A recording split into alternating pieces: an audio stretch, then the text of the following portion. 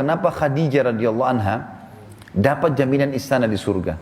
Jadi pernah satu kali Khadijah radhiyallahu anha saking cintanya dengan Nabi SAW dan taunya bagaimana taat dengan suami, sampai tidak pernah Khadijah radhiyallahu anha mendahului perkataan Nabi SAW. Tidak pernah. Nabi kalau sudah bicara baru Khadijah jawab. Tidak pernah Khadijah lebih dulu bertanya.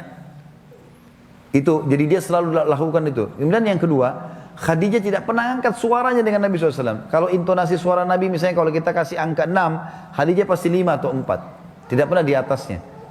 Dan saking pekanya sampai Khadijah bisa faham dari raut wajah Nabi dan dari bahasa tubuh beliau kalau beliau butuh makan atau butuh minum. Satu waktu pernah dalam hadis Bukhari, dan ini sebab dapat jaminan surga, pernah Nabi SAW lagi duduk bersama Khadijah, lalu Nabi SAW duduk dengan posisi Khadijah tahu kalau itu butuh makanan.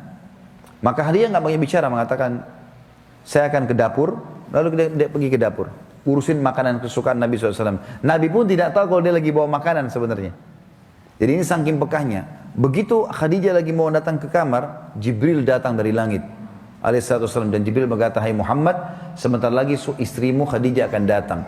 Sampaikan salam Tuhannya. Allah kirim salam sama Khadijah. Dan salamku juga.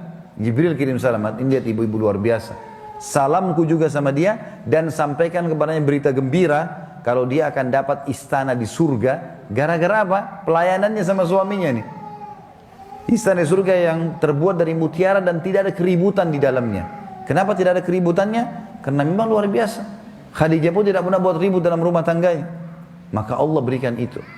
Wadais.